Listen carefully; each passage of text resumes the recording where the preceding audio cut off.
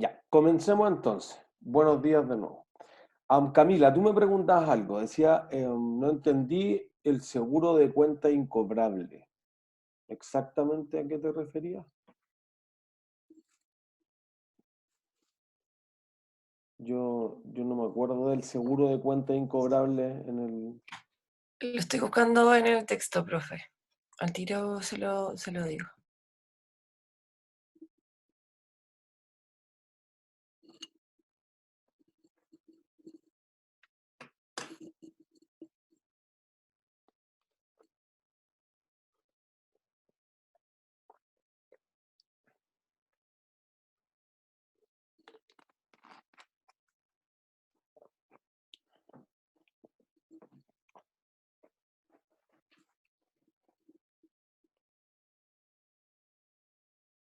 Si quieres,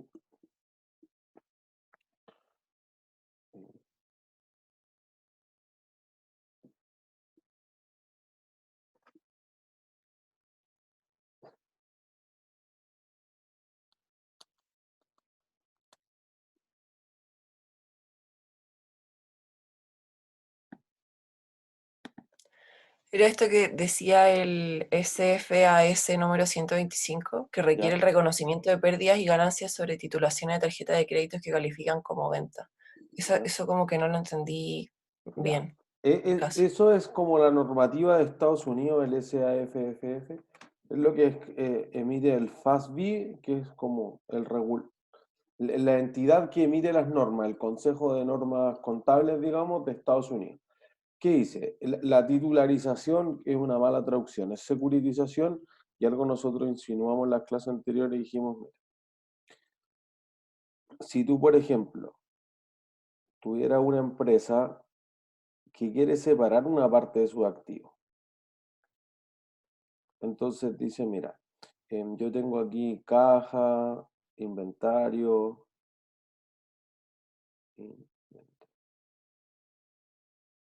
cuentas por cobrar, PPE, etcétera, va a separar una parte, digamos que saca una lonja de las cuentas por cobrar. Entonces crea una empresa aparte que lo único que tiene es cuentas por cobrar en el... aprieta el botón. ¿Eso es lo del fidescomio Eh, o nada que ver? creo que no. Ya.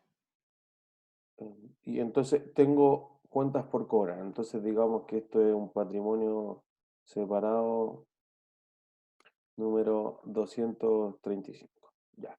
Entonces, eso que tenemos ahí es fundamentalmente va a ser una securitización.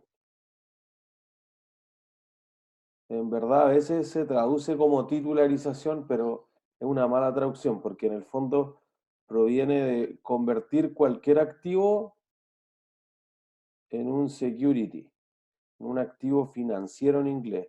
Entonces tú dices, mira, una AFP, por ejemplo, no podría comprar los las cuentas por cobrar, pero podría comprar un bono que esté garantizado por las cuentas por cobrar.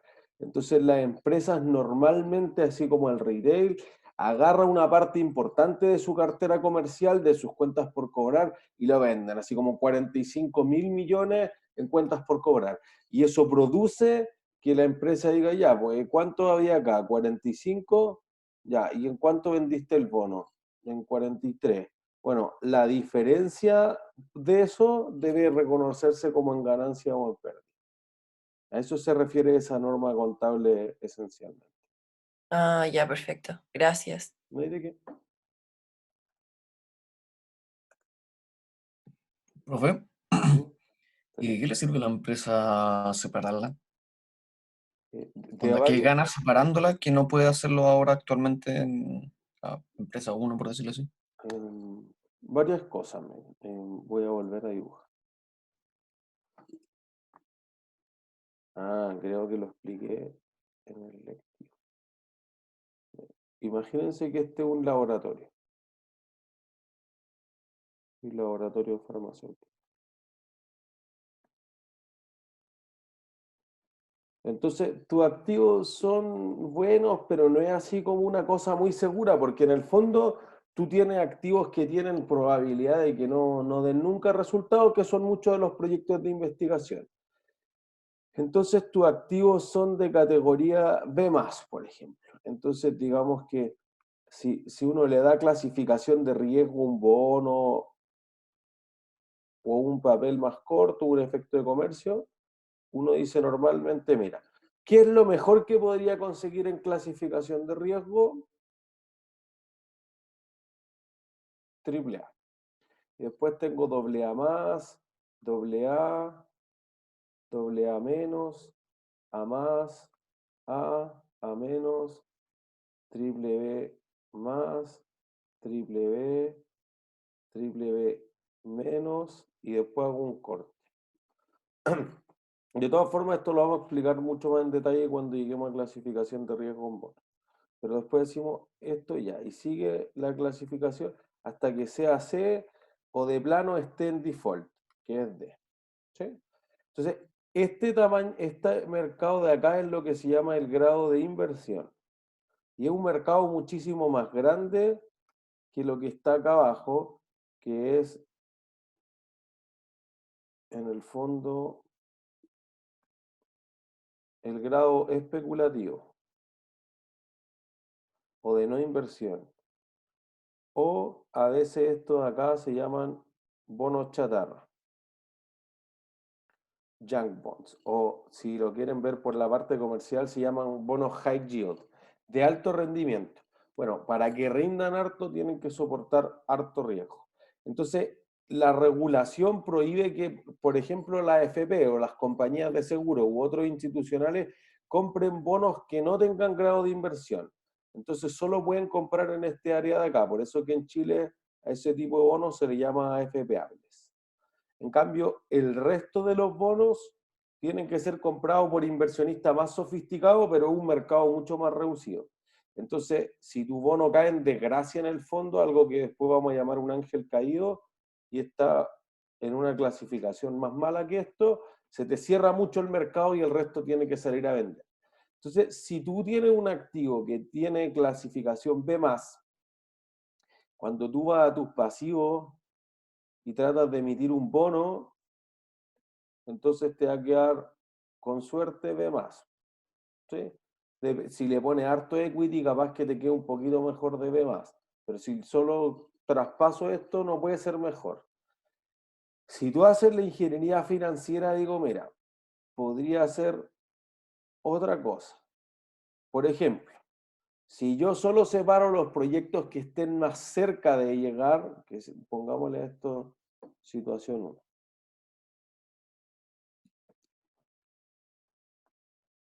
Si solo separo los proyectos que tengan mayor calidad porque ya están casi probados las drogas, anda a saber tú, esto me queda doble A. El activo, porque el activo es más líquido, todas las ventajas. O si yo lo viera con las cuentas por cobrar, yo separo a los mejores pagadores de la empresa. Entonces, por ejemplo, tú separas las que la respalde el Estado, Codelco, el Metro, etcétera, que son muy buenos pagadores. Entonces, en vez de tener la calidad promedio de la cartera total, tú tienes la calidad de un solo emisor que es el mejor. Entonces, como que tú dejas de garantía del préstamo tus mejores activos. Por lo tanto, en los pasivos es probable que el bono también obtenga, ya seamos conservadores, A más. Pero es bastante mejor que haberse endeudado a B más. Hay muchos escalones de por medio, como 10 escalones. Entonces la diferencia en tasas podría ser importante. Tu otra opción es la siguiente. Es que tú digas, mira, voy a separar el proyecto en varios tramos. Entonces, en los pasivos voy a tener un bono senior que, por ejemplo, reciba el 30%. Voy a tener un bono que quede entre medio, es lo que normalmente se llama mezzanine, que reciba el 50%. Y voy a tener al final un bono junior que reciba el 20%. Hay veces en las que se hace más esto, se hace un bono super senior, super junior, convertible en acciones, etcétera. Hay más sofisticaciones, pero eventualmente esta es la idea esencial. Si tú dejaste 100 pesos, 100 dólares, lo que sea, la probabilidad de que el bono senior no se pague es bien baja, porque fíjense que tengo una colateralización que es de 100 para pagar 30 y se paga primero que todo el resto de los pasivos. Entonces tengo 100 sobre 30. Entonces eso te da 3,33 veces. Entonces tendría que bajar en 70% el valor del activo para que el pasivo vaya a perder algo. Entonces podríamos decir, mira, a este tramo le vamos a dar una clasificación de riesgo muy, muy buena. Triple A. Después, tenemos que el siguiente tramo, si se paga el primero, le va a quedar 70 sobre 50. Entonces, como le queda el 70% de los activos para pagar el 50% de la deuda, le va a quedar 1,4 veces. Bueno, todavía tiene un margen importante, o sea, para que pierda, tendrían que bajar de 20% los activos. Entonces, uno dice, ya, bueno, quizás este te va a quedar triple B. ¿Sí?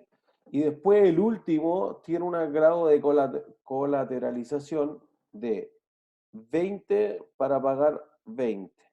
Entonces tiene una vez. Entonces tú dices, ah, no, aquí el primero que va a perder es el bono junior, es cierto. Entonces tú le das una clasificación de riesgo, por ejemplo, C. Entonces, en promedio esto es B+.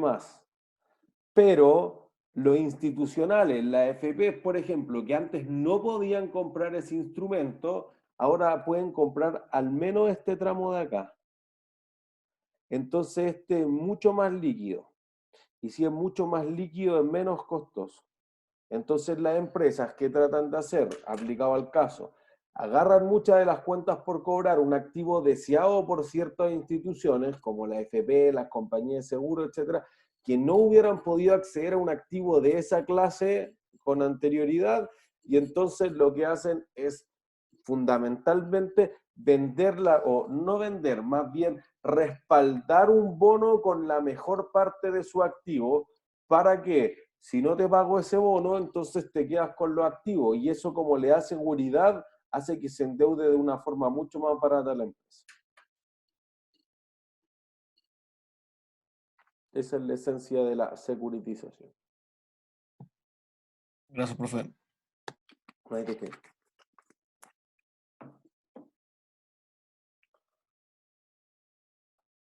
Entonces,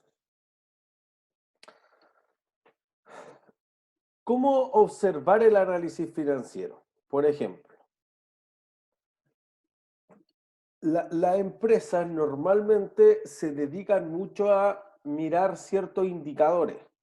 Mirar los indicadores primero y después tratar de ver qué es lo que está ocurriendo en la compañía detrás. Entonces, por ejemplo, el otro día discutíamos, de hecho, unas noticias que les voy a subir para que lean, estábamos mirando la Airlines con otro profesor y había unos analistas que en marzo habían publicado, a principios de marzo, habían publicado que se venían buenas cosas para la Airlines por los excelentes resultados del año 2019. Los excelentes resultados, después ustedes lo van a poder leer por ustedes mismos, pero los excelentes resultados era que había ganado 277 millones, esto en dólares, por cierto. ¿Eso es bueno o eso es malo? Depende. ¿De qué? ¿Esos son ingresos o utilidades? Utilidad. Utilidad neta del 2019. O sea, compararla con los años anteriores. Ah, ya, o sea, habría que mirar la historia. Es un tipo de análisis que vamos a decir. ¿Con qué otra cosa podría compararlo? ¿En dónde están los activos? Ya, o sea, podría mirar algún indicador tipo el retorno sobre el activo. Entonces podría decir, mira, gana 277 millones de dólares, pero tiene 20.000 en activo. Entonces, tiene una rentabilidad del 1,4%. ¿Eso es bueno o eso es malo?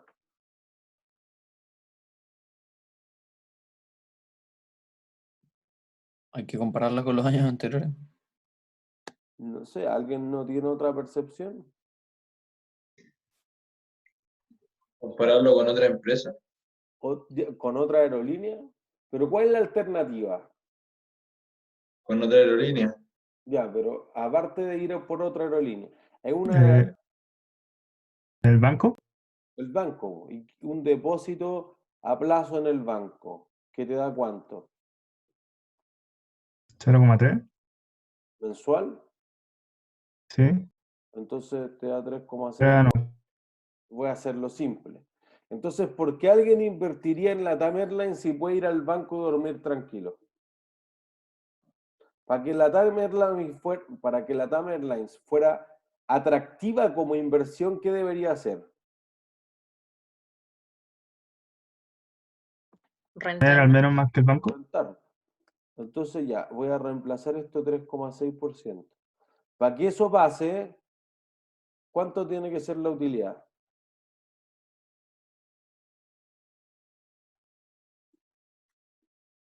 ¿El doble? Un poco más. 3,6 Sí, por casi el 20.000. triple. Perdón, que alguien dijo algo. 720. 720. ¿Sí? O sea, harto más, 350 millones de dólares más. Pero miren, si yo tengo que LAN me da 3,6 y un depósito a plazo me da 3,6, ¿qué inversión acepto? El depósito a plazo. ¿Por qué? Porque me preocupo más. Ya, El banco listo. por sí solo. Es más seguro. Menos riesgoso. Entonces, eso es una parte importante de lo que van a ver en Finanzas 2. Vamos a ver, mira, la gente o maximiza la rentabilidad o minimiza el riesgo. Entonces, a igual rentabilidad, escojo la inversión menos riesgosa. A igual riesgo, escojo la inversión más rentable. Entonces, no, pues así no conviene. Quizás aquí tiene que rentar 5%. Si es 5%, entonces tiene que generar 1.000 millones. No se ve tan bueno los 277. Entonces, fíjense que los analistas ven pura estupidez. Entonces uno dice, bueno, ¿eso será bueno o no? No sé, pues habrá cobrado. ¿De dónde provendrá esa utilidad? ¿Será porque mejoró los márgenes? ¿Tiene algo mejor que el resto de la industria, etcétera? Acuérdense que no, es que hizo proyectos con PPN positivo. Sí, eso suena en teoría súper bonito, pero eso materialmente, ¿cómo va a llegar la empresa? No, porque tiene una ventaja competitiva, porque tiene barreras de entrada, en verdad opera mucho mejor, está dedicado a un segmento que el resto de los competidores no pueden entrar por tales razones, o no pueden salir porque ha hecho una inversión tan cuantiosa que es irreplicable, etcétera, etcétera, etcétera. Hay que tener alguna ventaja real de negocios más allá de que uno considere que la empresa le va súper bien. Entonces, cuando los analistas dicen súper bien, no sé, pues. Y aparte, a este año le fue bien, pero ¿cuántos años hacia atrás le ha ido mal? Ustedes pueden ver el video de la ayudantía de LATAM Airlines. La fusión fue el 2012. ¿Se entiende? Entonces uno dice, bueno, quizás si me debe capitalizado estos 6 o 7 años de rentabilidad, no me debe 1.000, me debe 2.000 o 3.000. No, es que ahí no, pues es imposible. Bueno, eso es, ¿se entiende? Entonces, la empresa podría tener que mirar otras cosas. Y, por ejemplo, un análisis horizontal, que lo vamos a explicar ahora, podría ver la historia o podría hacer un análisis, dije horizontal, vertical, entonces podría compararlo porque podría decir, ya, 277 lo comparé con los activos, pero podría decir, bueno, ¿cuánto es el margen neto? ¿Sí? Algo que nosotros intuitivamente hacíamos las clases anteriores. Entonces decíamos, mira, 277 sobre lo que vende la Tamerlane, que es más o menos 10.000 millones de dólares. Le queda un margen de 2,77%. ¿Sí? ¿Eso es bueno o eso es malo?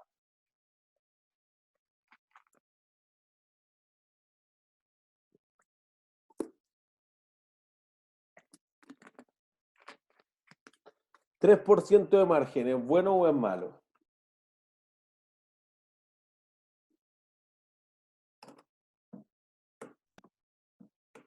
¿Alguien? No sé si tanto. ¿Quién es? ¿Malo? No sé. Es muy poco. Porque sí, muy poco por la inflación. Ya, Entonces, como que al final igual estaría ganando poca plata. es menos que la inflación. Listo, pero ¿cuánto es bueno? Sobre el 5% quizá. Suena razonable. Por ejemplo, Falabella en los buenos tiempos, no los últimos 2 años que le ha ido muy mal, pero que ha sido el líder del segmento del retail, tiene algo así como 7%. ¿Se entiende? Vamos a ver cuánto le queda en última línea también a Walmart, cuánto le queda a Sears, que Sears quebró. Por eso que el caso está ambientado hace 20 años. ¿Sí? Entonces, ahí uno se va a hacer una idea y después el siguiente control de ejercicio, que va a ser por tarea, la tarea van a tener que investigar cuál es el mejor retailer de Chile. Y van a decir, mira, bueno, este retailer es aquí, aquí, ¿por qué este? ¿No? Porque lo voy a comparar, no sé, con Louis Vuitton, lo voy a comparar con Kering, entonces, y ahí va a decir, estos son los márgenes, para que tengan como una muestra del mundo de cuánto es un margen decente. ¿Se entiende? Profe, Ajá, Claudio. ¿esa tarea es la que había dicho que iba a descargar el porcentaje del examen? ¿O No, eso? esa es otra. Esta es Ah. para el control de ejercicios 2. ¿Y el control sabe la fecha más o menos cuándo va a ser? No, pues si eso no va a haber control 2. Esta tarea va a descargar el control 2. Ah, ya. Esta siguiente tarea de Netflix y del retail chileno reemplaza el control 2 de ejercicio. Así que vale Ah, el ya. 10% del curso. ¿Vamos a hacer Vale. 2 controles nomás? ¿O 3? No, 3. El último después lo hacemos hasta el último día de clase. ¿Sí?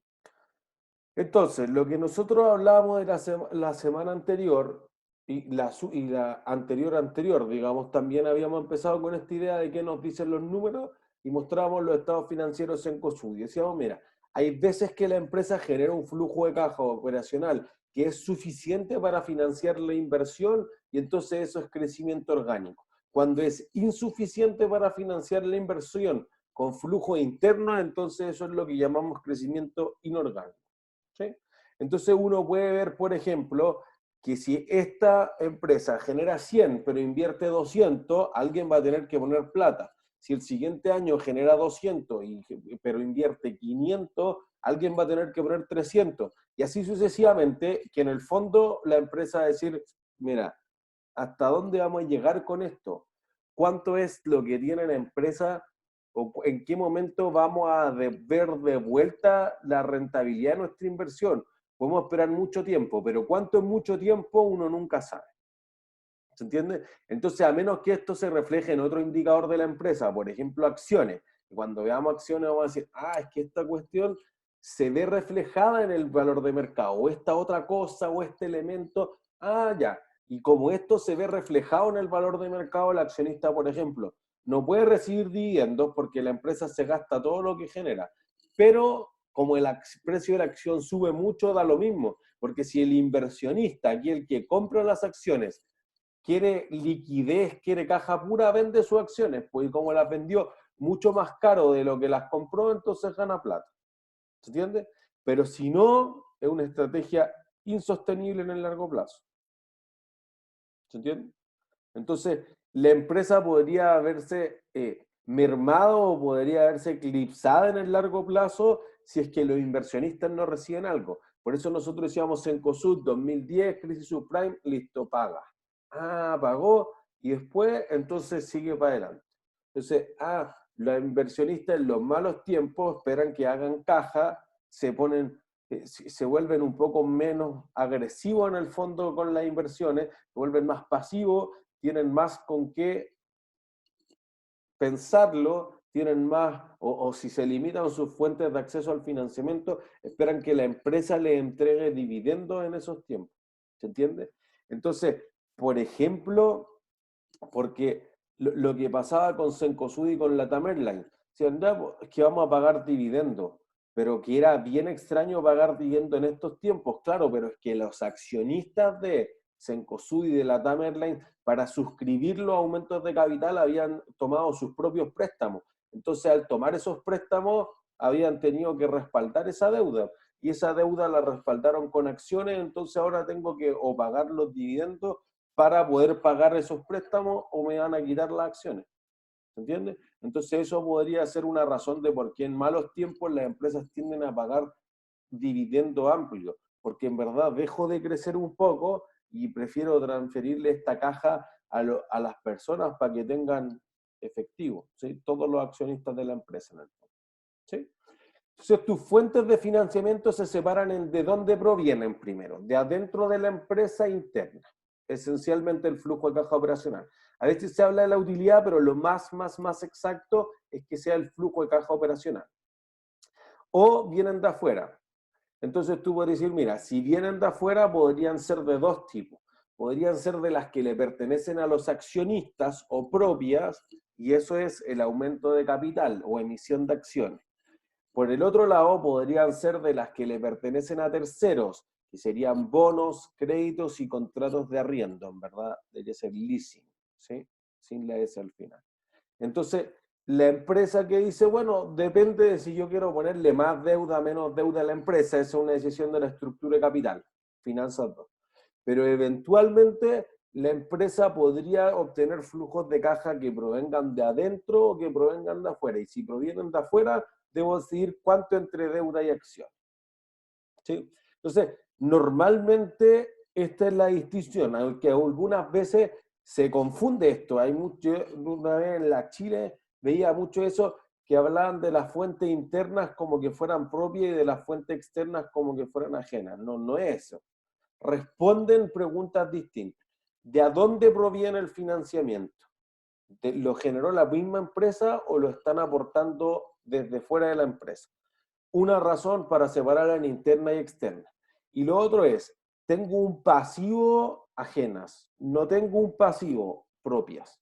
¿Se entiende? ¿A quién le pertenecen los réditos que de esta inversión? ¿O quién aportó este capital? Es distinto a si provienen de afuera o provienen de dentro. Porque en el fondo un dueño de la empresa, un accionista, podría aportar perfectamente utilidades retenidas, no pagándose las utilidades, no distribuyendo dividendos, o podría hacer un aumento de capital y aportar más caja. ¿Se entiende? Entonces es una distinción que es importante cuando uno ve dónde se está generando el financiamiento de la empresa.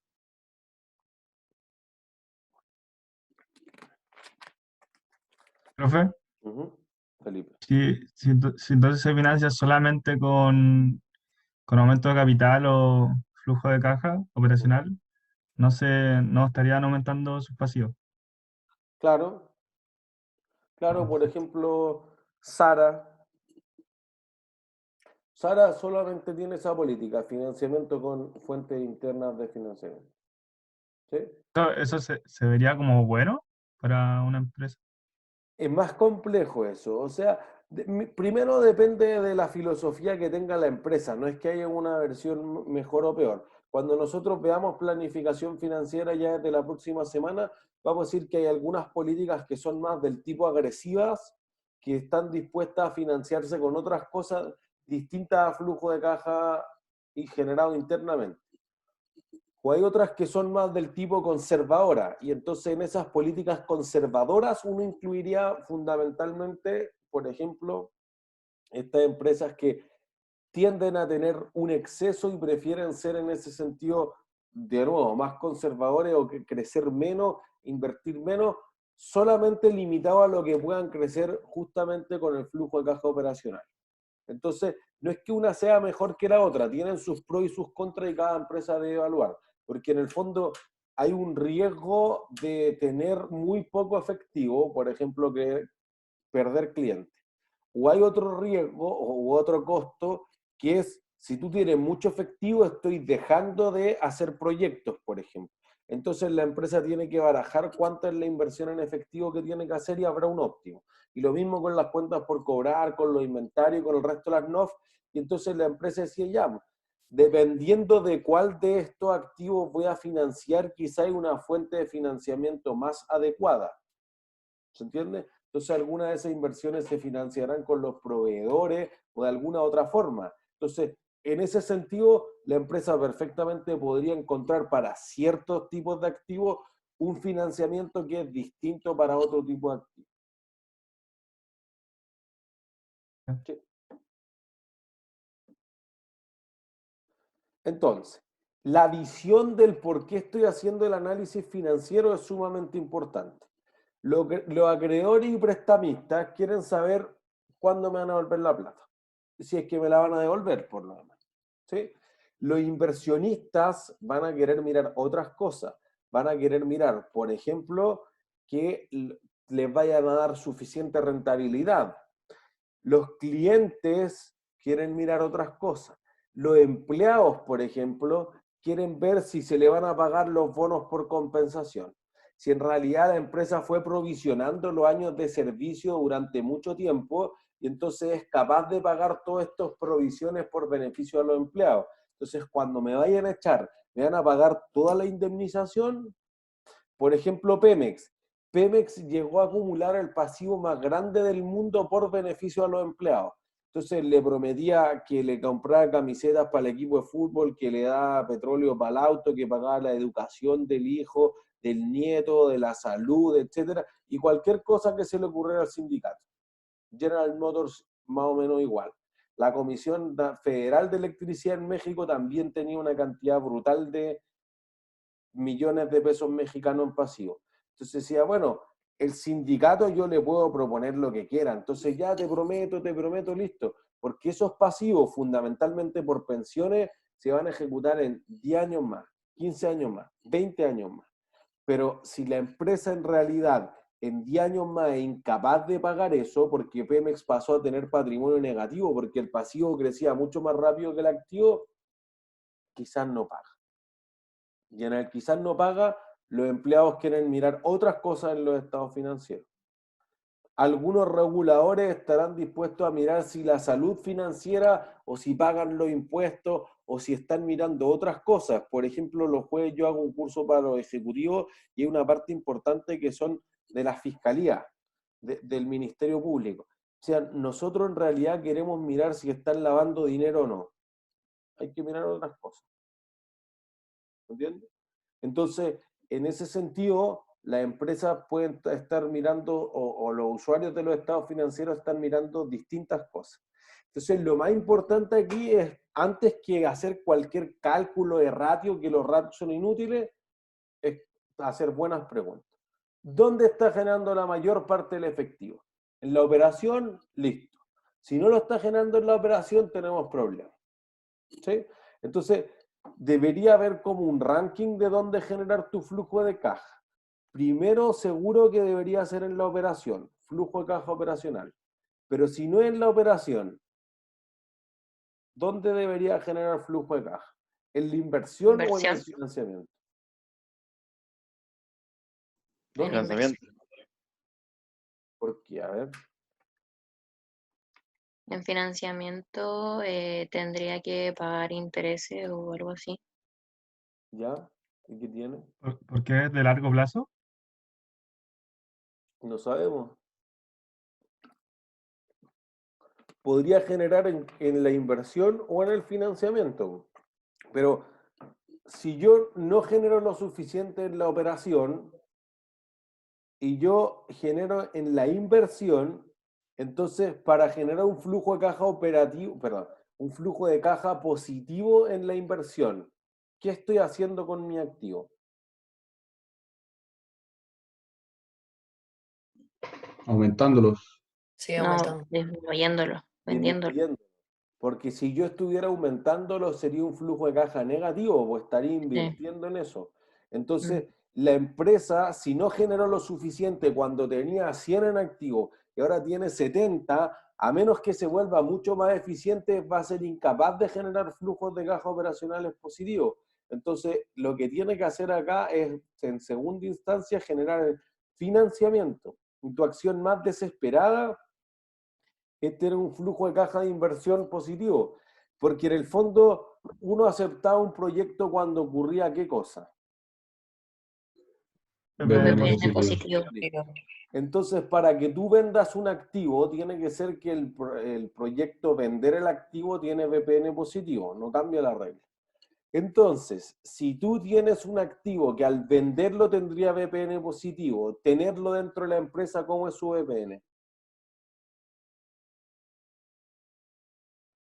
Si al venderlo es positivo, Negativo. Más chico. negativo, po. Entonces el gerente está reconociendo que hizo proyectos horribles. Y eso es lo que no quiere reconocer un gerente. Entonces, tener un flujo de caja de inversión positivo porque tú te pusiste a vender los activos es algo que las empresas normalmente no quieren hacer. No es la señal que quieren enviar. ¿Se entiende? Entonces, ese debería ser tu orden. Porque además, si yo tengo flujo de caja de financiamiento, envío otra señal. Mira, no me alcanza con la operación, pero estamos invirtiendo. No es que estemos desinvirtiendo. Ah, ya, eso es interesante. Pero además, la empresa va a crecer en el largo plazo. Sí, por eso estamos creyendo en ella. Listo. Eso, pero mira, tengo el respaldo de los bancos, de la empresa de leasing, de los bonistas, y además los accionistas se pusieron con plata. Ah, listo. Si la empresa le va mal algunos años, aquí hay inversionistas, todos sean los acreedores y los accionistas comprometidos con la compañía. Eso te envía una señal totalmente distinta. ¿Se entiende? Entonces, eso cambia la lectura que uno hace del estado de flujo efectivo. Entonces, si tú tienes altas ventas, ¿las utilidades se transforman realmente en caja? Esa es una pregunta importante. Entonces, por eso fíjense que en los videos de la ayudantía ahí tienen mucho material de casos interesantes. La Polar, oye, vende como loco y cobra intereses como loco, sí. Digamos, devenga intereses como loco. Bueno, ¿y cuánto eso era flujo de caja? No, eso no. Entonces, no es así. Aquí lo importante es la caja, cash is king. Las utilidades son bonitas, pero son una opinión. Lo importante aquí es el flujo de caja. ¿Hay plata o no hay plata? No es que nosotros ocupamos la IFRS 15, la NIC 18, no me importa nada. ¿Hay caja o no hay caja? No hay caja, ya chao, el negocio es malo. ¿Se entiende? Por eso que el EBITDA como indicador es un asco de indicador, porque es earnings, está devengado, tiene una opinión, que yo ocupo las normas de Estados Unidos, que yo ocupo el IFO, FIFO, que yo hago el castigo efectivo de las cuentas por cobrar, yo hago la pérdida esperada que dice la IFRS 9, ¿no? Yo hago los saltos ante antigüedad, no sé, opiniones. Son todas opiniones. ¿Se entiende? Entonces la utilidad es manejable. El flujo de caja no es manejable. O hay caja o no hay caja. Yo no puedo obligar al cliente a pagar. Haga lo que haga, nunca lo puedo obligar a pagar. ¿Se entiende? Puedo dar mejores políticas, que el cliente quiere mantener la relación comercial, no quiere que lo empiecen a llamar de la cobranza, etcétera. Pero si no, no hay cómo. Entonces, lo que tiene que ser importante es que si hay muchas ventas y utilidades, estos se materialicen en caja. Y por el contrario, si hay bajas ventas o hay malas utilidades, ¿de dónde está sacando la empresa la plata? Lo que le está pasando a la empresa ahora. Hay que aprender algo de esta. Financiamiento. ¿De dónde saca el financiamiento? Pues esa es la pregunta que uno debería buscar. Ah, mira, están endeudándose. Entonces están las pymes reventando la línea de crédito. Bueno, la línea de crédito es un producto muy, muy caro. Te cobra la tasa máxima convencional, que cambia todos los meses. Hay un cálculo del banco, pero podría llegar a ser 50% de interés al año. Entonces, obviamente, como tú lo estás invirtiendo, por ejemplo, para pagar sueldo, que es un gasto, no hay un activo, así que tiene un retorno de cero. Entonces, por eso que es muy difícil para la empresa dar préstamos para solventar gastos. Usted tiene que dar un crédito de consumo, porque en otros casos tú dices, no, voy a invertir en un edificio, ya, pues crédito hipotecario. Voy a invertir en maquinaria, crédito automotriz, y así sucesivamente. Pero si tú tienes que darle plata para financiar un gasto, sé que no hay garantía de que vuelva. La palabra, pero la palabra se la puede llevar el viento. ¿Se entiende? Entonces, ¿de a dónde está generándose ese efectivo? ¿Cuál es su fuente productora de efectivo? ¿Qué es lo que señalizó ahí? ¿Se entiende? Ese tipo de preguntas son importantes. ¿Por qué tiene tanta caja? ¿Sí? ¿Cuánta caja necesita? Apple. Apple, que tiene el récord mundial en la historia, 80.000 millones de dólares de generación de flujo efectivo el 2015, se acumuló una caja que es algo así como 300.000 millones de dólares. Es el PIB de Chile puesto en caja. Y entonces, la empresa necesita 300.000 millones de caja. Quizás no sabemos cuánto necesita, pero quizás necesita menos que 300.000.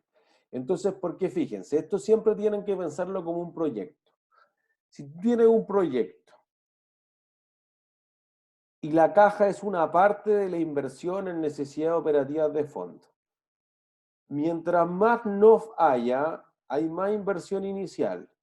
Entonces, ¿qué le pasa a la TIR?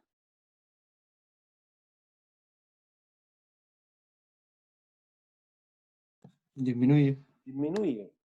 Entonces la empresa no quiere invertir todo en caja. No dejemos la caja ahí por si acaso, un colchoncito típico de la empresa. No, po. Si el colchoncito cuesta, porque invertir en caja, bueno, obviamente no es caja pura así como plata botar en la cuenta corriente. Son lo que en inglés se llama security o marketable securities. Digamos, inversiones financieras, temporales, valores negociables, lo traduce el libro, ¿sí? Entonces, no, si tenemos plata en exceso, compramos fondos mutuos, depósito a plazo, etcétera. Bueno, la probabilidad de que eso sea un proyecto con BPN positivo es muy, muy baja, por no decir cero. Porque en el fondo tú eres bueno para hacer celulares como Apple, pero no eres bueno para ir a competir en el mercado de los depósitos a plazo, de los bonos, los fondos mutuos. Para eso están los bancos de inversión, las corredoras de bolsa, la FP, otros que tienen ventajas competitivas en ese negocio. ¿Se entiende? Entonces las empresas cuando se quedan con demasiada caja valen menos. Pero es que tienen la caja, sí. Pero la empresa no vale por la caja, vale por qué cosa. Por el flujo de caja. Eso es, un punto premio feliz. Flujo de caja. La caja estática que no fluye, un desastre para la empresa. Es grasa. Porque imagínense que ustedes tienen 300.000 millones de dólares encima. Imagínense físicamente eso cuánto es. Bueno, no le permite correr a la empresa. Y tú lo que quieres que la empresa haga es que saque rendimiento, que pueda correr lo más rápido posible. Entonces nosotros decimos, mira, ojalá ocupe el mínimo de activos y genere los mayores flujos de caja u utilidades posibles. Entonces, tener mucha inversión en caja es un problema. Porque aparte, ya, imagínense que 300.000 millones de dólares es como una sala completa llena de billetes. Entonces, si tú sacas un billete de $100, ¿alguien se va a dar cuenta? No. No. El exceso de efectivo, entonces, o inversión en valores negociables, produce dos cosas que son malas para la empresa. Primero, que se empiecen a hacer gastos superfluos, que no es directamente robar, pero tú dices, mira, como tenemos 300.000 millones de dólares, ¿por qué el gerente general no tiene en verdad 2 secretarias o secretarios en vez de una?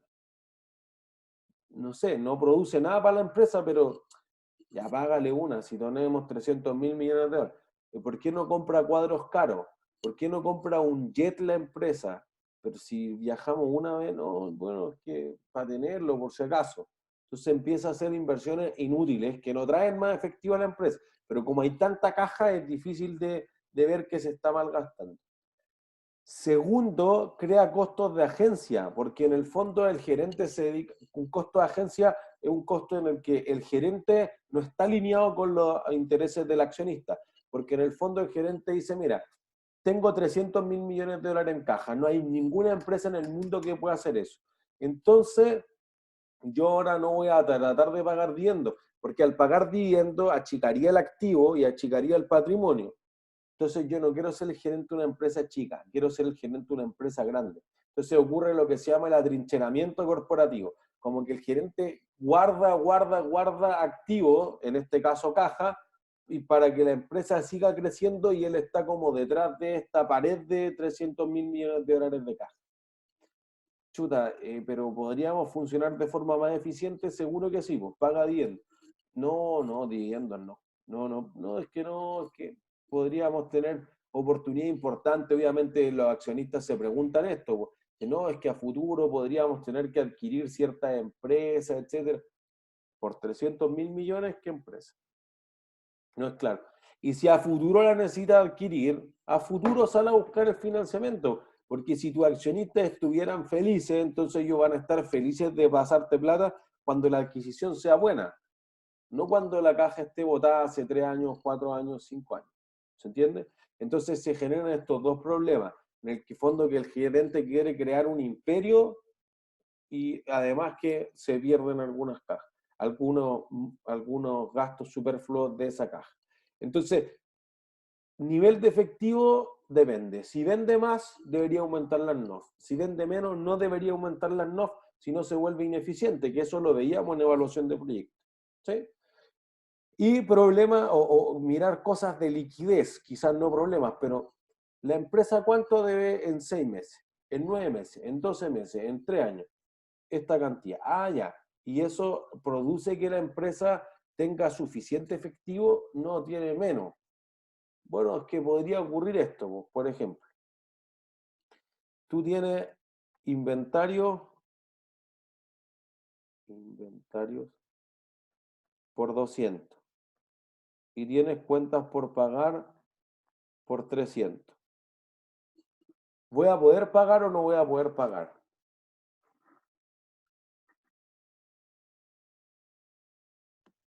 Faltan 100. ¿Seguro? O sea, que si lo vende más caro, porque eso es el costo para usted, por el Eso. inventario. El inventario está al costo. En la cuenta por pagar ya está el precio que me vendió. Entonces, uno podría decir, bueno, es que yo voy a convertir esto en una cuenta por cobrar de 400. Ah, ya. Y de eso se va a convertir en caja, no sé, pongámosle que hay incobrable, 360. Ah, entonces, si alcanza a pagar. Entonces, hay primero un problema de margen, que una partida está evaluada al costo y otra está evaluada al precio de venta, al fair value, como quieran llamarlo. Por el otro lado, uno podría decir, bueno, pero es que esto lo debo en un año y esto lo vendo en un mes. Entonces quizás no lo voy a transformar en 300, lo voy a transformar en 210. Bueno, pero voy a transformarlo en 210 y los 210 lo voy a transformar en 222 y los 222 en 250, en 280 y quizás después de 12 meses lo voy a terminar transformando en 400. ¿Se entiende? Entonces tengo temporalidades distintas, por eso que observar el balance, siempre hay que ver que el estado de situación financiera es una foto de la empresa, no es lo que va a ocurrir como flujo de efectivo, de utilidades, de ingresos, de lo que sea. ¿Sí? Profe, ¿de dónde salieron los 360? Lo inventé. Ah. Como que se hubiera vuelto el 10% incobrable, entonces de los 400 solo cobraba 360. Ya. ¿Sí? Entonces, miren, en la ayudantía ustedes tienen la polar, que ahí ya pueden ver, oye, las utilidades no se transforman en flujo de caja. Listo. Y ahí tienen relación con las cuentas por cobrar, lo incobrable, obviamente, cómo yo hacía una estimación más baja que el resto de la industria, etc. Tienen Unimark, SMU, entonces cómo la empresa trató de crecer, acumuló un activo por estas fusiones y adquisiciones, que el goodwill, que es aire, es mejor por venir, pero en el futuro y expectativas, y bueno, esas expectativas dan o no dan. Entonces uno va al estado de resultados y puede mirar, oye, una empresa que está evidentemente por debajo del punto de equilibrio. Bueno, ¿cuánto será el punto de equilibrio? Una pregunta importante cuando uno ve el caso de SMU. Tiene que vender 20, 30, 50% más porque para competir con el Jumbo, con el líder, no le da. Ah, ya, Unimark. Ahí tienen otro aspecto. Entonces, una empresa que como no le pagó a los proveedores se deteriora. Ahí tienen otro ejemplo. Tienen además la TAM Airlines. Entonces, como la empresa prefusión tenía ciertos indicadores financieros, por ejemplo, buenos márgenes, y después postfusión tenía márgenes peores, pero prefusión estaba muy endeudada, postfusión estaba menos endeudada, muy así como al 80% de su activo financiado con pasivo. Entonces uno dice, ah, ya, pero es que mira, ¿cuáles son sus mayores activos? Aviones. Ah, y los aviones, ¿cómo los financio? Por leasing. Por leasing. Y el leasing te presta ¿cuánto del valor del activo? Todo. Todo. ¿Sí? Quizás a veces un poco menos que el 100, pero algo bien cercano al 100. Entonces es más atractivo porque tú de tu caja tienes que desembolsar casi cero como en los otros casos. ¿Se entiende? Entonces ahí hay una diferencia sustancial en la que la empresa dice, oye, podría tener aquí una diferencia no menor. Entonces, ya, la empresa se endeudó mucho y pasó esto, etc. Entonces uno puede ver cómo está la de empresa prefusión, posfusión, 2011 sin fusión, 2012 con fusión, y ahí ustedes pueden tener otra industria distinta que evaluar con la ayudantía de la TAMER. ¿Sí? Entonces, importante ver si uno está haciendo un análisis vertical u horizontal. Un análisis vertical en el fondo empieza a mirar las partidas en una secuencia literalmente vertical. Entonces, tu dos metodologías, aunque top-down es la más utilizada, es que tú partas de una cosa muy general para llegar a algo bien particular. Top-down. ¿Sí? O podría ser al revés. Yo digo, mira, a esta empresa le falta caja. Es lo más particular. Ya, ¿por qué le falta caja? No, es que vende poco. ¿Y por qué vende poco? Es que el precio del commodity ha bajado. ¿Y por qué ha bajado el precio del commodity? No, es que la oferta mundial, listo. Entonces parto desde lo más abajo, bottom, y crezco, up. ¿Entiendes? O al revés, tú dices, mira, la industria mundial está deteriorada, entonces por esto, y voy aproximando. Y por eso la empresa tiene pérdida. Y llego al final a eso. Eso es el análisis top-down. ¿Entiendes? Entonces un análisis top-down podría partir por el panorama mundial, en ese mercado específico, esa industria, la compañía en particular, y estas cuentas se ven muy mal. Se va aproximando por un análisis desde lo más general, desde lo más macro a lo más específico. ¿Sí? Si tu análisis fuera del tipo horizontal, lo que hace la empresa es mirar la evolución en el tiempo. Entonces, en un análisis vertical, muchas veces la empresa dice, ya, yo tengo este margen que parece ser malo, pero ¿cómo me comparo con la industria? Entonces, un análisis vertical puede ser, mira, el resultado del 2019 comparado con otras empresas el 2019.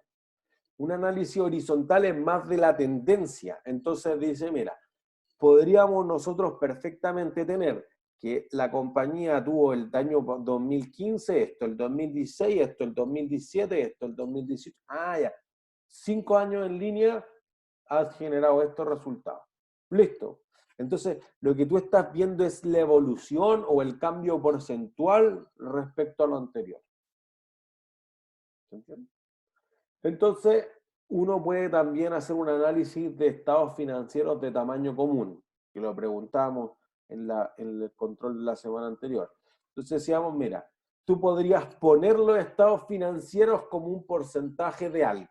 En el caso del balance, como un porcentaje de los activos. En el caso de los ingresos, del estado de resultados, perdón, como un porcentaje de los ingresos. Y entonces tú dices, ¿cuánto fue tu margen? 30%. No es 8 millones, 100 mil millones, 30%. Eso es comparable con otras industrias. Entonces, por eso que cuando uno está viendo los estados financieros podrían perder la perspectiva. Por ejemplo, Walmart Mundial al 31 de enero del 2014 tenía 7.281 millones de dólares en caja. Y en cambio el Unimark tenía al 31 de diciembre de ese año 61.000 millones de pesos. ¿Cuál tiene más? No sabemos. Es obvio que en la cifra neta tiene más Walmart, pero podría ser que proporcionalmente a algo no es que uno tenga mucho más que el otro. ¿Se entiende? Y por ejemplo, esto debiera ser una razón importante de por qué los retailers, particularmente en Estados Unidos, tienen cierre al 31 de enero. ¿Por qué cerrarán su estado financiero? Y en el caso CB, un mes después. Por Navidad y Año Nuevo, ¿Por qué? ¿Qué pasa ahí? que son como festividades donde la gente consume muchísimo, entonces al final termina como por colorear, por así decirlo, los resultados de la empresa. Pero al 31 de diciembre ya pasó todo eso, ¿no? No sé, pero Año Nuevo. El 31 de diciembre, po. Por eso que el 1 de enero ya nadie va a comprar algo para el año nuevo. Por las devoluciones. Eso es, por las devoluciones. Porque tú dices, mira, yo tuve venta de 100 en regalos de Navidad. Y si no te gustaron, ¿cuándo los devuelvo?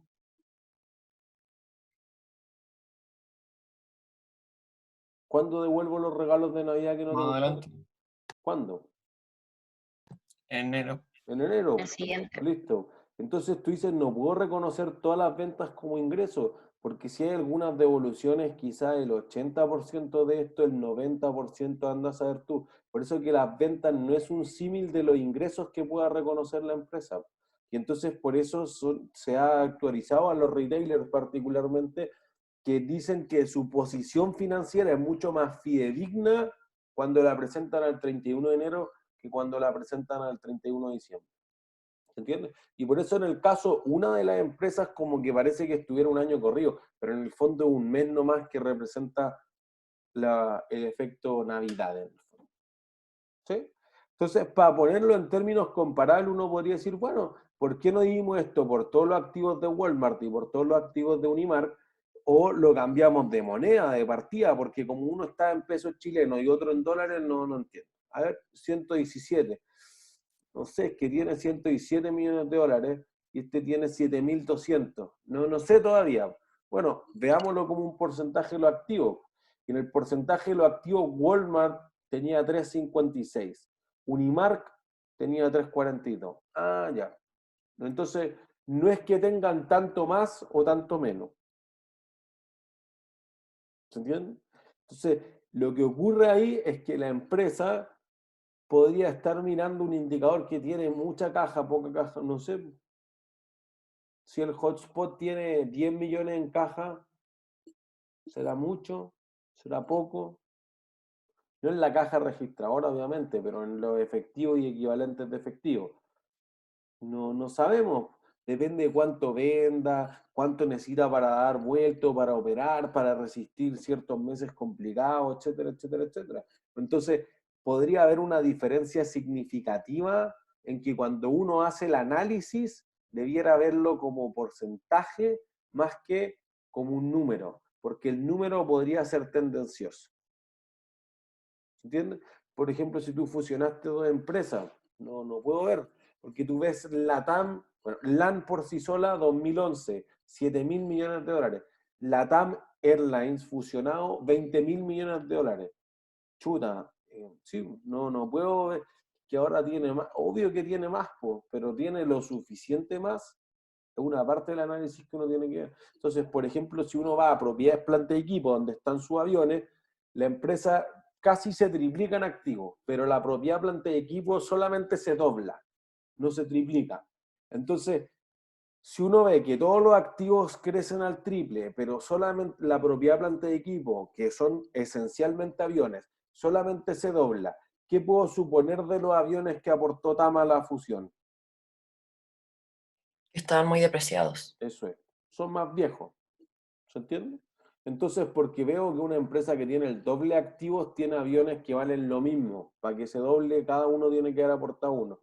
Bueno, entonces como tus aviones son el doble de viejos, porque tiene el doble de aviones que valen lo mismo que el mío. Entonces cada uno de esos vale la mitad. Ah, ya, pues entonces no sé, los tuyos los renuevo cada 6 años los míos, los tuyos los renuevas cada 12 años, cada 15 años. Y eso te da la mitad del valor. ¿Se entiende?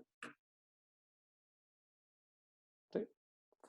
Entonces, lo que nosotros decíamos los ratios. Mira, los ratios se pueden medir en 4 líneas. Razones que son del tipo de rentabilidad, razones que son de liquidez, razones que son de solvencia y razones que son de actividad. ¿Sí? Las razones de rentabilidad se pueden medir en 2 líneas. Flujo contra flujo o flujo contra stock. Por ejemplo, flujo contra flujo es cuando nosotros consideramos el margen bruto.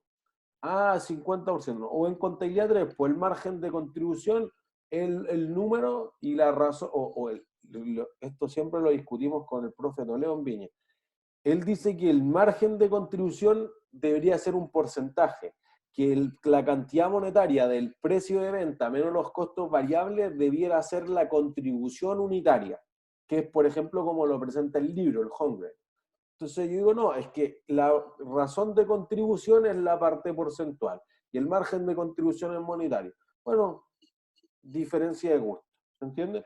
Pero cuando tú estás midiendo la razón de contribución, el margen bruto, el margen operativo, el margen neto, lo que estás haciendo es colocar una cierta utilidad la utilidad bruta, operacional o neta, sobre una medida de los ingresos. Y fíjense que la utilidad es durante un lapso de tiempo y los ingresos son durante un lapso de tiempo. ¿Se entiende? Y ahí alguien podría presentar el margen del segmento, el margen directo, lo que se le ocurra, vale. ¿Sí? Tu otra línea podría ser medir una utilidad contra un stock, una cantidad. Por ejemplo, podríamos decir la utilidad neta del periodo sobre los activos totales que tengo, el ROA. ¿Sí? El ROIC, el retorno de la utilidad neta, pero de todos los activos solamente voy a considerar los que han sido financiados con recursos costosos, o sea, el total menos los recursos espontáneos. Ah, claro, porque los recursos espontáneos decíamos que no te cuestan nada, que son gratis, etc. Un detalle en el que vamos a profundizar más todavía. Pero lo decíamos en evaluación de proyectos, bueno, entonces solamente quiero ver cuánto me cuestan aquellos que realmente el banco espera intereses, los accionistas esperan dividendos y no alguien que no espera nada. Porque en el fondo yo digo, mira, si tú me debes los inventarios y nunca lograste vender los inventarios, te quito los inventarios, cuentas por pagar. ¿Se entiende? Entonces, como aumentó el activo de inventario y aumentó la cuenta por pagar en el neto, no hay necesidad operativa de fondo. ¿Se entiende? Entonces, podría ser una medida más depurada. O podría ser el retorno sobre el patrimonio, el ROE, que es fundamentalmente lo que plantea el caso que vamos a resolver a la vuelta del break. Entonces, la empresa dice, mira, esta empresa hace todo mal, esta empresa hace todo bien, pero el ROE de este es 22 y el ROE de este es 21. Chuta. ¿Cómo pasa que la empresa que hace todo mal tiene mayor rentabilidad para el accionista que la empresa que hace todo bien? ¿Se entiende? Entonces, fíjense que los ratios te pueden concluir ciertas cosas, pero no son todo de partida. Porque además, fíjense, la utilidad neta, ¿a quién le pertenece?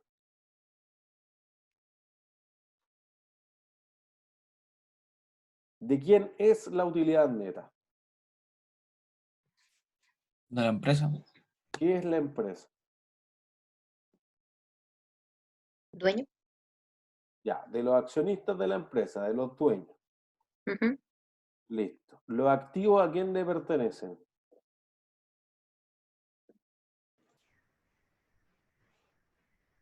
A la empresa en sí. ¿Qué es la empresa? También por el dueño. No. ¿No? Porque ¿Aquí lo silencio? imagínense el balance. Ustedes tienen aquí los activos. ¿Quiénes son los primeros Sí. en cobrar sobre los activos?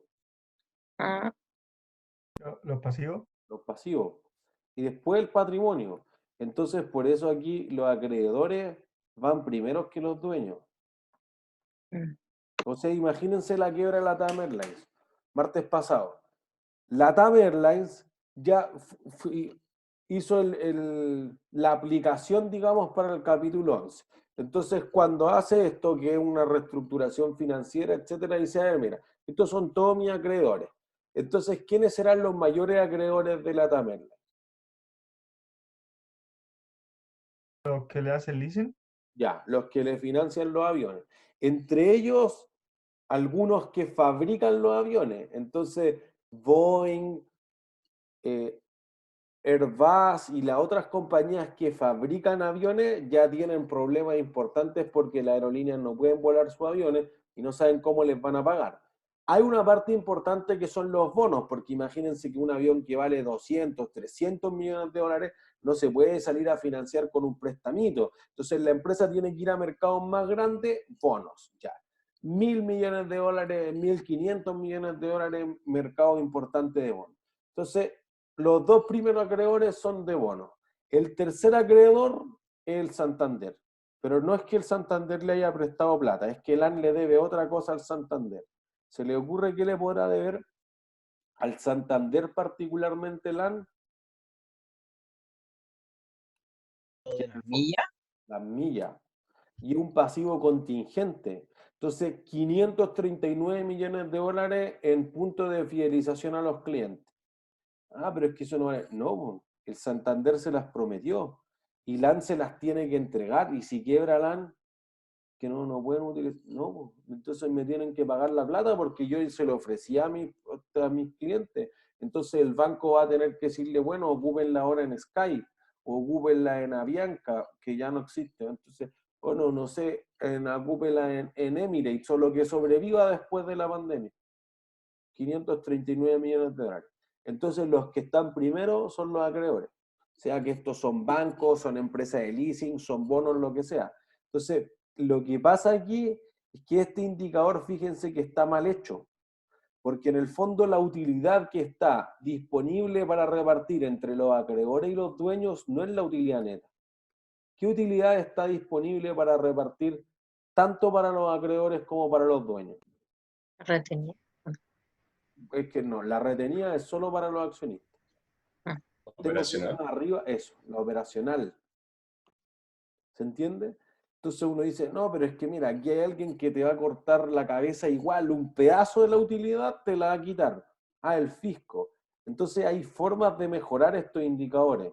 Entonces, por eso que no son homogéneos tampoco, estos son los más utilizados. Pero si van a una empresa que clasifica en riesgo de la empresa, te va a mostrar uno. El banco te va a mostrar otro. El libro te mostraba cosas distintas. Entonces hay 100, 200 ratios. ¿Se entiende? Ah, es que la utilidad operacional. No, la utilidad operacional neta de impuestos, que no es la utilidad neta. Ah, ya, pero no. Y la utilidad con ajuste, el EBITDA sobre lo activo. Ah, no sé.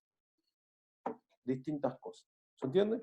Pero una miden un flujo que es la utilidad sobre algo, un stock, una cantidad que hay en un momento del tiempo que es el activo total o neto de los recursos espontáneos o el patrimonio o lo que sea. ¿Sí? Es una línea. Las razones de actividad miden qué tan intensamente utilizo los activos. Entonces, normalmente los ratios de rotación, tú dirías, mira, vendo X cantidad por tanta inversión en activos. Entonces tú podrías decir, mira, yo traigo ventas de 1 por cada peso que invierto en activo, o de 2, o de 3, o de 5. Entonces, particularmente esto para el retail es importante porque hace una inversión en sala de venta, en el supermercado, en la tienda de Falabella, lo que quieran, y eso podría traer muchas más ventas. Pero tú podrías decir, bueno, en esta situación actual, en la pandemia, todo lo que hayan invertido en hacer la tienda bonita no vale nada. Porque lo que está trayendo las ventas del retail ahora, ¿qué es? Online. Internet. Online. Pues. Sitio online. Entonces, donde tienen que haber hecho la inversión en falabella.com, y Falabella ya lo pensó hace rato, porque Sí, creo con que lo línea. decíamos la semana anterior, primero cuando adquirió Linio, pero además, ¿quién es el gran competidor de Falabella? París. París. Ya, ahora, pero online, ¿quién tendrá miedo de que venga a Chile? Amazon. Amazon. Y por eso Falabella empezó a destinar muchos recursos a la inversión en falabella.com. ¿Se entiende? Entonces, uno podría decir, bueno, quizás invierto más, invierto menos, no se puede contabilizar como activo, anda a saber tú. Pero mientras más intenso sea la utilización del activo, mejor. Si lo pensamos físicamente es más fácil. Mientras más lleno esté tu supermercado, más ventas generó por la inversión en activos. Pero este indicador, fíjense que puede mejorar por dos cosas.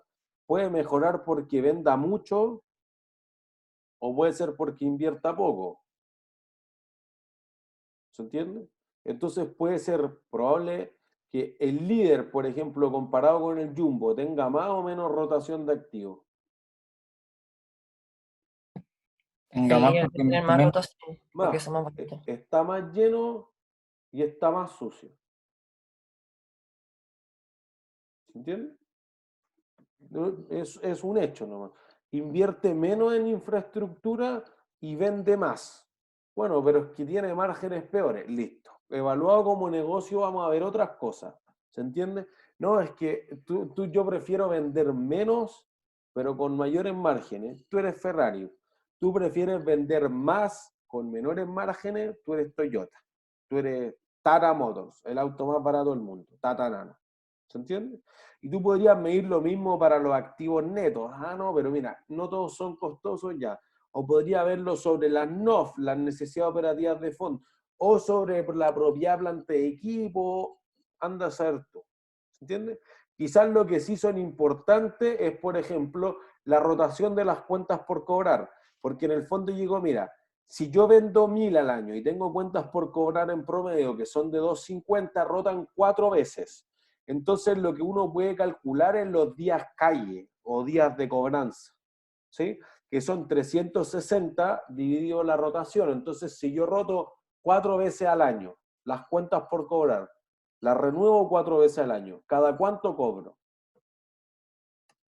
Mes. Cada 3 meses, ¿entiendes? 90 días. Entonces puedo hacer lo mismo con la rotación del inventario, considerando que el inventario está obviamente al costo. Por eso es costo de explotación, no con ingresos por venta, ¿sí? Y lo mismo con las cuentas por pagar, considerando que no están al costo de adquisición, que es su precio de venta, pero es el costo para la empresa. Y entonces podría calcular algo que llamamos el ciclo de efectivo. El ciclo de efectivo es cuántos días me demoro en cobrar la cuenta por cobrar, más cuántos días me demoro en vender el inventario, menos los días que me hayan financiado los proveedores, que son los días de pago. ¿Sí? Entonces los días calle más los días de permanencia menos los días de pago te van a dar el ciclo de efectivo. O también el ciclo operativo.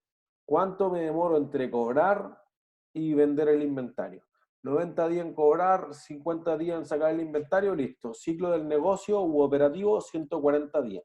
No, pero es que los proveedores te ponen 120 días de eso. 90 con la anualidad, no sé, 70. Listo. Entonces los otros 70 días los tiene que financiar el accionista. Y ahí está la idea de las necesidades operativas de fondo. ¿Sí? ¿Más o menos claro? ¿Dudas? ¿No? Ya, vamos al break. Volvemos a las 10:05.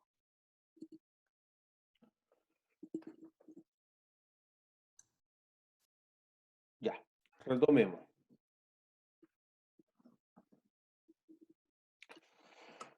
Entonces decíamos, hay unos ratios de rentabilidad y otros de actividad que después de hacer todas las preguntas, después de entender la industria, todo lo que hemos dicho en las clases anteriores, podemos llegar a concluir, mira, la empresa se puso lenta en vender los activos, se demoró mucho en realizar las cobranzas, tiene mucha obsolescencia del inventario, entonces hay muy poca rotación de inventario y eso tiene muchos días de permanencia, o empezó a estirar el chicle con los proveedores hasta que se cortó, porque los proveedores ya no le dieron más crédito. Entonces, muchos días de cuentas por pagar. Ese tipo de relaciones uno puede observar. ¿Sí? Por el otro lado, uno dice, mira, hay ciertas cosas que responden a qué tan rápido en el muy corto plazo la empresa puede reaccionar. ¿Sí? Reaccionar a que tiene ciertos compromisos o ciertos, digamos, pasivos que debe cubrir. Entonces, típicamente la razón corriente o razón circulante también llamada dice, mira, tengo tantos activos corrientes y tengo tantos pasivos corrientes. Entonces, aquí, a diferencia de los otros ratios, mide un stock contra otro stock. Activos sobre pasivos. Entonces uno dice, mira, si tiene más de uno o menos de uno, depende. Porque lo típicamente que uno cree aquí es que la razón corriente debería ser más de uno. Y eso no es cierto. Porque ya explicamos que tú podrías haber tenido 200 y 300 en cuentas por pagar y en realidad esto igual genera algo. Y por lo demás, ¿tú quieres que la empresa tenga una inversión alta o baja en activos? Alta. ¿Por qué?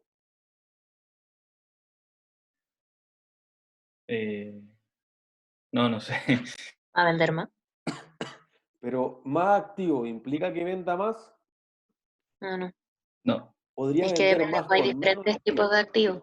Bueno, por eso que la empresa quizás en algunos casos obviamente debe tener más activos, pero quizás puede vender más con menos activos. Por ejemplo, en inventario, las empresas podrían tener inventario justo a tiempo, ¿sí? Just in time en inglés. Y la política de just in time fue bien famosa durante los años 90 porque lo que tú invertías en inventario era cero, que es algo más o menos como lo que hacen los supermercados. ¿Quién paga la comida que está en los supermercados?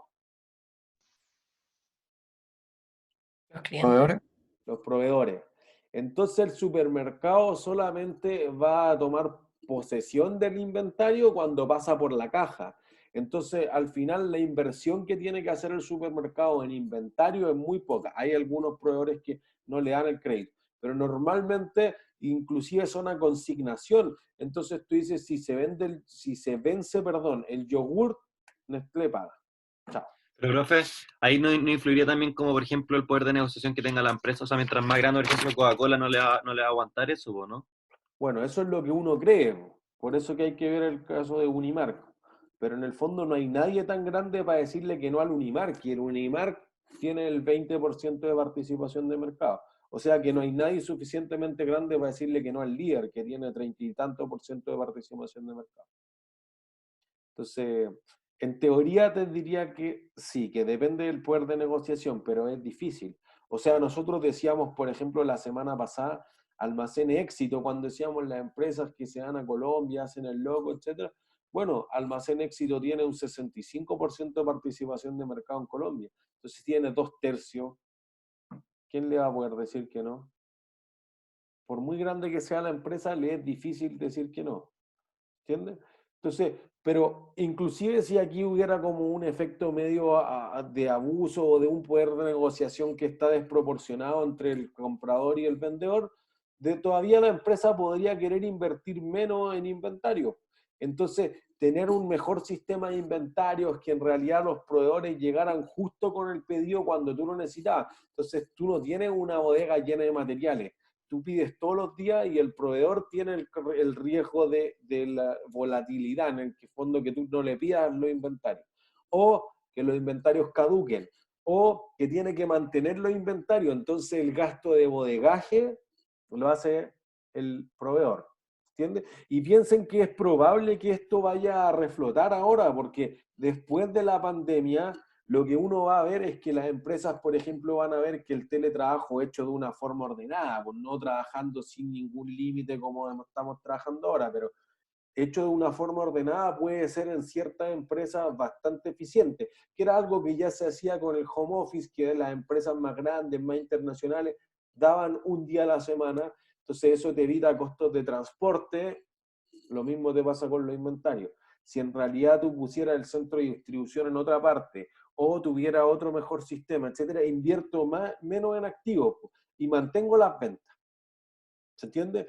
Entonces quizás las empresas no quieren tener una razón circulante alta y quieren decir, mira, entre que los paguen mi accionista y que los paguen los proveedores, que los paguen los proveedores. Porque los proveedores, ¿cuánto te van a cobrar de intereses?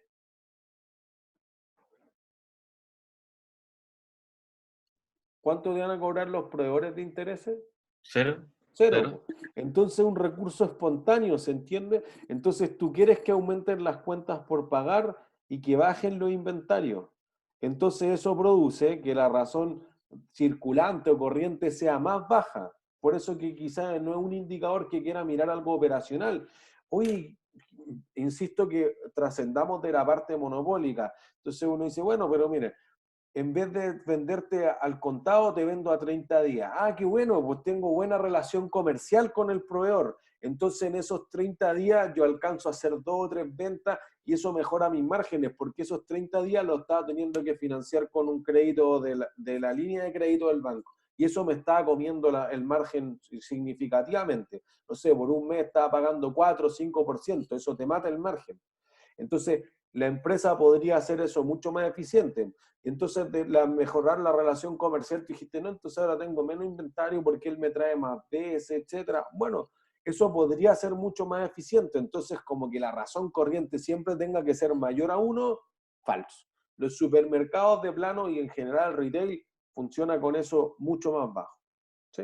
Entonces, quizá no es algo significativo. Pero si uno quiere estresar a la empresa en el fondo, lo que dice, mira, la razón ácida, que normalmente dice ya, de todos los activos corrientes quitémosle los inventarios. No, no es así.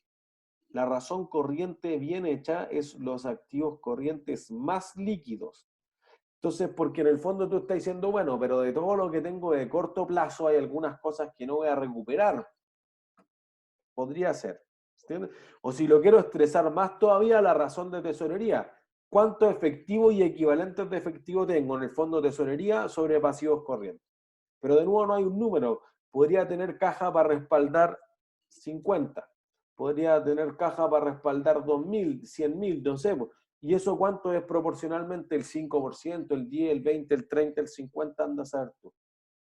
¿Se entiende?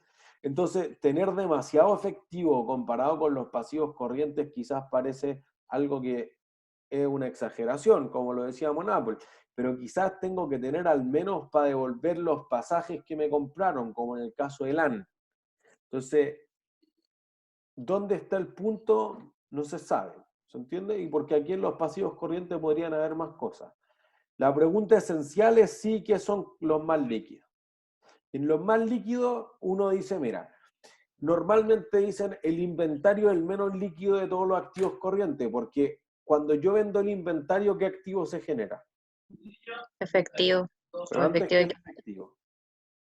Cuenta Cuenta por por cobrar. cobrar. La cuenta por cobrar. Y cuando cobro la cuenta por cobrar, se genera el efectivo. Y con el efectivo vuelvo a comprar el inventario. Por eso se llama ciclo de efectivo. ¿Se entiende? Pero podrían haber otros activos menos líquidos. Por ejemplo, para que llegue la carne al supermercado, tiene que haber un activo biológico que esté vivo.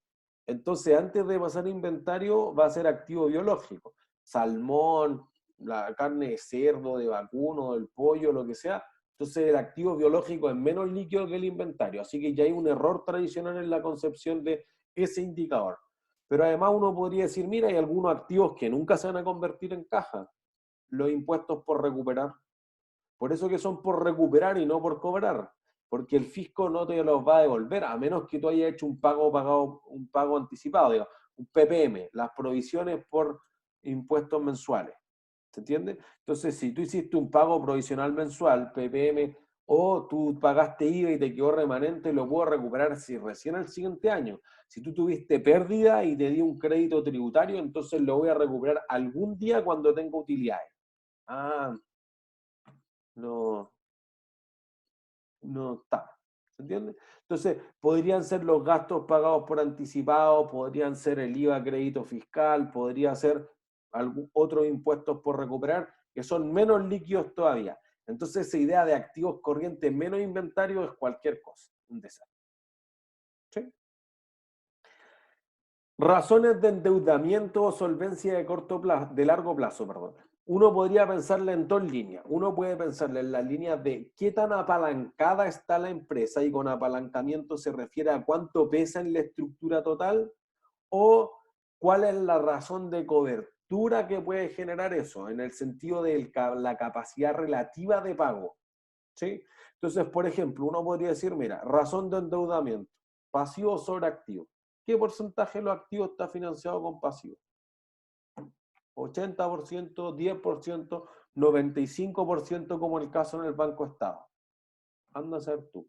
O lo puedo ver al revés, como cuántas veces he comprado activos con patrimonio.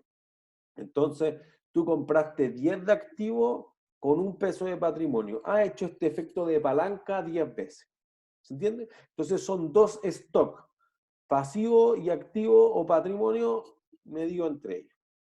O lo tuyo podría ser capacidad de pago. Por ejemplo, la cobertura bruta, operacional, neta o efectiva es un flujo que va a ser la utilidad operacional o margen bruto u utilidad neta sobre cuánto pago de interés. Entonces, a ver si cubro 10 veces los intereses, 5, 3, 2 veces, o de plano hacerlo con el flujo de caja operacional. Y si dentro de la operación tú restaste los intereses, volver a sumarlo. Que ahí está la cobertura efectiva. Perdón. Clara. ¿Qué significaba el apalancamiento? Que tú, por ejemplo, compraste 10 pesos de activos con un peso de patrimonio, porque los otros 9 los financia el pasivo.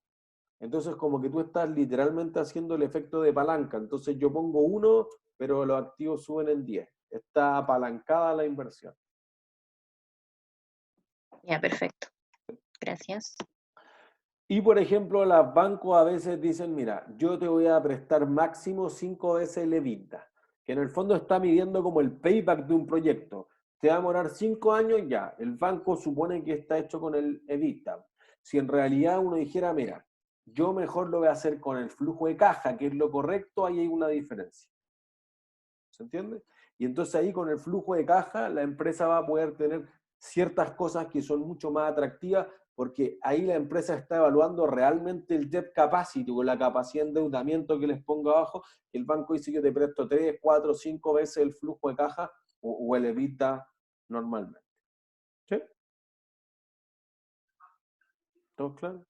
Entonces, por eso que, por ejemplo, los bancos que tienen que aplicar la normativa de Basilea III, que en Chile no pueden todavía por el Banco Estado, pero que van hacia allá, tienen que tener dos cosas. Tienen que tener liquidez, tienen que tener plata en los cajeros automáticos y tienen que ser solventes. No tienen que estar financiados con 97% de pasivos como era Lehman Brothers en la quiebra de la crisis subprime, sino que tienen que tener menos, tienen que tener o 90, 85, 87 y medio, más o menos lo que apunta la normativa de Basilea III, que insisto, es la nueva regulación para los bancos en obtener de ese nivel. ¿Sí?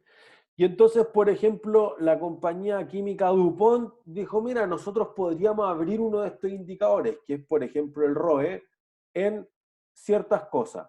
Tú podrías decir, el ROA, que es utilidad sobre activo, podría verlo como la rotación del activo, los ingresos sobre los activos, y como el margen neto, la utilidad sobre los ingresos. Listo, entonces puedo abrir el ROA en dos.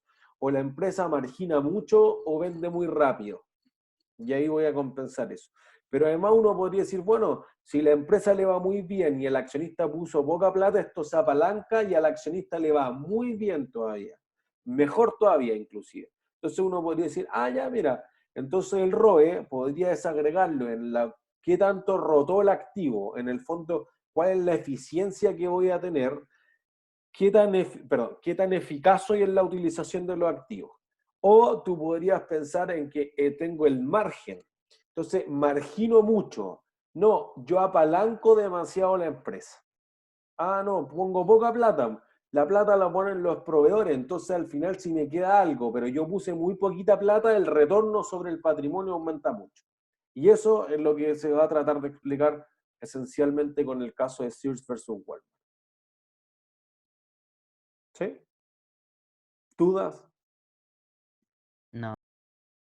¿Todos claros? Entonces, miren, Profe, yo tengo una duda. te escucho. El apalancamiento financiero a veces me sale como el diferencial del UPA.